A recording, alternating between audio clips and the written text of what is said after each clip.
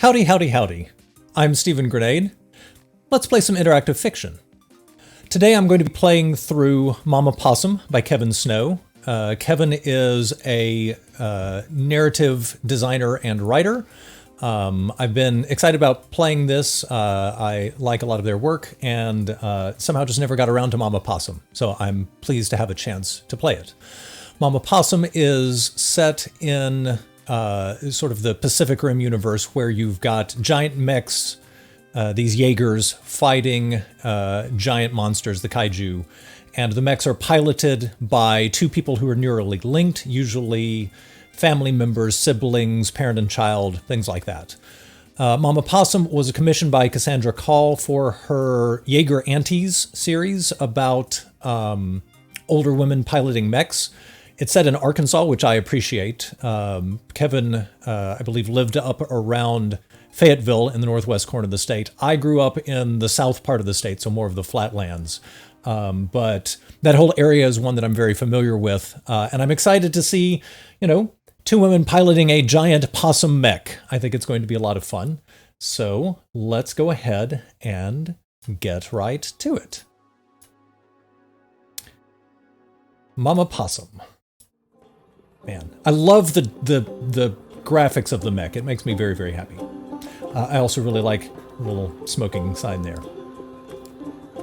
Her picture hangs above our dashboard, little Adeline. She's beaming in front of a backdrop of daffodils, picked out herself. Her cousins all raised hell at the department store, crying and hollering, but not our Adeline. We did her hair in curls like Mama used to wear. She told us she felt like Lizzie McGuire. I've got a bite button that I can't do anything with, and a punch button. Let's do some punching. Our steel knuckles crack the exoskeleton like a crab shell. The roach's pained hiss tells us we delivered a good hit. Way gravity resists movement at this scale, our actions got to be decided 15 seconds ahead. Ain't unlike being drunk. Looks like I can punch again.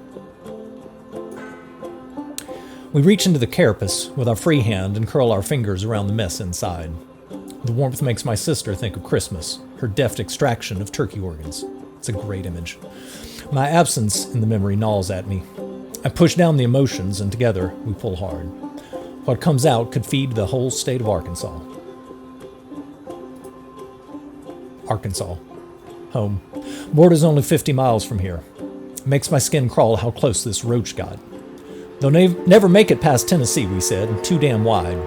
Now Texans say the same shit about us. But to be fair, Texans say the shit about Arkansas all the time. The disemboweled roach flails around like a wet hen. Pained, but motor skills intact. These creatures are packed with extra organs. Well, looks like I can punch again. We grab the roach by the scruff. Rotate. We slam its nasty pug face into the mountainside, into the hickories, maples, and sourwood trees, thorns every shade of green, bronze, and scarlet. Ain't nothing prettier a sight than the Great Smokies in autumn. Used to plan routes so my time in the sleeper berth would fall in East Tennessee. Nothing here for entertainment, just the way the mountains swallowed up that massive Peterbilt felt like being wrapped in a warm blanket. And now it all looks so small. So clearly we were a truck driver. Wide folds of flesh burst out of the roach's thorax. Wings. 4 of them, each one veiny and nasty as hell. This one's so little, about water tower sized? I'd have sworn it were a child. No time to react, it's already on our chest, claws embedded, scuttling up toward our head. Well, that's no good. The roach crawls inside our steel snout. Well, I think, since we're piloting a giant possum, it's pretty clear what we need to do. The roach's death call cuts out as our incisors shred its flesh. Yellow guts flood out our snout. Rain down on the mountainside. Crew will have a time cleaning this out.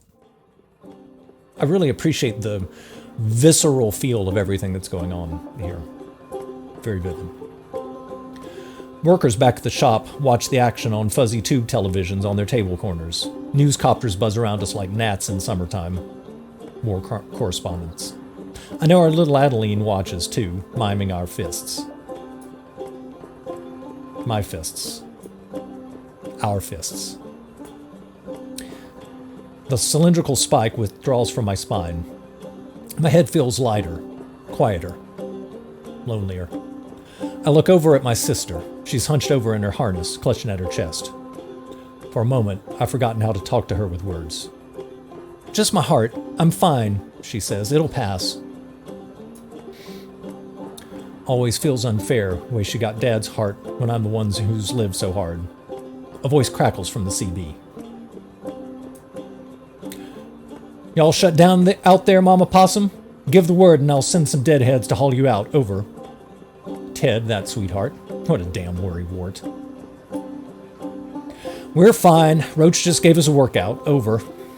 I drop out of my harness, stretch the blood back into my limbs. My little eyeballs can't see much out the windshield, the way the fog rolls between the peaks. Good as the Smokies look on a postcard, in combat I can't never see shit. Shapes grow in the mist. Then vanish. Nothing. I must have the jitters. 10-4, I hear Ted say from the CB. There's that lingo. Fella wants to be Burt Reynolds so bad. Ted, satellites picked up this one roach? Just the one? Clouds above, clouds below. Wish Mama Possum were as tall as other mechs sometime.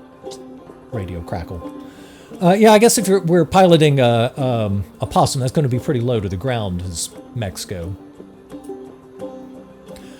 Just the one. Rest got bombed in Carolina. Over. For a moment, the sun passes between the clouds, and the golden hue cast upon the mist, I see a whirlwind. The wings of roaches, beating hard in the fog, headed toward our position. I dash back to my harness, pull myself inside so fast I nearly swing right back out. I check on my sister, just to look to make sure she's doing fine, nothing snobbish, and her burly eyebrows tell me all I need to know. I bite down, count 3, 2, 1. The spinal spike bores into my backbone. First day of mech school. Real intense fella, shaved head, chalks the word solipsism on a board, then crosses it out. Didn't think much of it till I had my whole sense of self stuffed in a blender with my kin. Got rid of some resentments, made others 10 times worse. Wasn't around. Enrolled in a community college 3 counties away. Dropped out to repair junk on submarines. Came home just to drive trucks anywhere companies wanted them drove. Treated email and mobile phones like inventions of Lucifer himself. Anything to put Arkansas out of sight and out of mind. Her hate washes over us both. Bitterness cause I didn't help with funerals and divorces. Jealousy how I'd gone off somewhere else, somewhere better in her mind. Frustration that I never picked up the phone. Used to tick me off. Didn't she see me surviving? Like the roach appearing. Well, she didn't. Couldn't. Easy for me to claim the high ground when I wasn't the one upset. 5 roaches. Not in some formation, just a nasty swarm headed toward the Arkansas border, with nothing in between but Mama Possum. Well, the fist is lit up.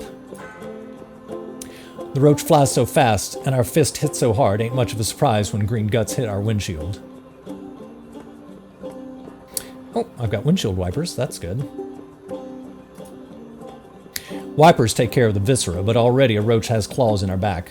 3 others buzz around us, causing a god-awful racket. Let's see if we can clear those off.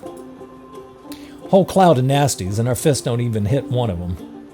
Lights flash red on the dashboard. Fella on our back must be causing trouble. A battered-looking roach dives towards us. Well, we got that snout, so let's snout it up. I can't open our snout. Glued shut with the mess from earlier. The roach hits us square in the chest. All the slack in our harness gives out as we lose our footing. Mama Possum is on the way down. Feels like somebody hammered our skulls open when the back of Mama Possum's head collides with a boulder. External air rushes into the cab. I can feel my sister is all right, but I look over to be sure. She gives me a thumbs up. Above us, roaches circle like vultures. 1, 2, 3 of them. Must have crushed the one on our back. Well, that's lucky at least. We take hold of Slate and pull Mama Possum to her feet. Our heads pop back as a roach lands on our cab, blocking our windshield with its banded belly, split open and leaking green. Those Carolina bombs do hurt. So Windshield wipe again. The wipers stick in the wound. The labored groan of torn metal echoes inside our heads. Through the split in our skull, mandibles crane down and enclose my harness. I lean back in time to avoid the mandible's arc. The hatch cover in our metal belly opens up wide. My sister's initiative. Our babies. Our dozens of nuclear babies. A last resort. Most don't hit the roaches. Well, let's try it. As I reach for the button, a mandible cuts my harness. The spinal spike rips out of my back, splits our minds apart like a wet napkin. Cabin feels 1,000 times brighter. So bright the light sears orange blotches into my closed eyelids. The floor rotates under me. I know this sensation. Mom driving us to Showbiz Pizza Place. A truck T-bones our old Chevrolet. Some invisible force throws my body every which way. That moment after industrial violence, when I don't know what the world looks like anymore. My fingertips search for wounds. The body sends 100 reports to my brain about breaks and bruises, but I'm not sweating a couple of ribs. Find some lacerations here and there. Nothing to have iodine can't fix. I work up the courage to open my eyes. My sister, tangled in her harness, a pool of blood beneath her. Sparks shoot out from the machine run in the spinal spike. The spike withdraws from her flesh, then stabs her. Withdraws. Stabs. I spring to my feet and my left ankle gives out. Broken. I hit the floor face first, filling my nose up with blood. Broke that too. Gotta crawl. Grab onto any object I can reach to pull myself closer. My sister looks up at me. She's still alive. Blood pours from her mouth. She lifts an arm and points behind me. The windshield. Out the windshield, roaches fly on toward the Arkansas border, leaving us for dead. They're still in range of Mama Possum's missiles for a time, but an awful mechanical grinding from across the cab raises the hair on my neck. I know damn well what my sister is about to suffer. Angle of the floor slides me away from my sister. I wear out all my arm muscle pulling my broke body till I'm just baby fat and adrenaline. I grab onto her harness and pull myself up. The way her body convulses hurts my heart.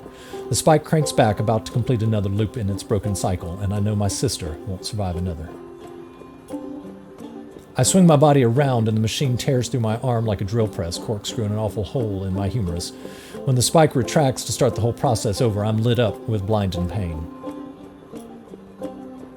I cut a harness strap with a knife, pulled out my boot, and our mangled bodies tumbled to the floor. One last painful impact as we rolled to the dashboard, accelerated by a nasty slip and slide, made up of our blood. I hit the button on the CB. Roaches didn't knock the antenna out. Ted, I cough out, then compose myself. Hey, Ted, over. Hearing you, Mama Possum. Medevac is close. Over. Great.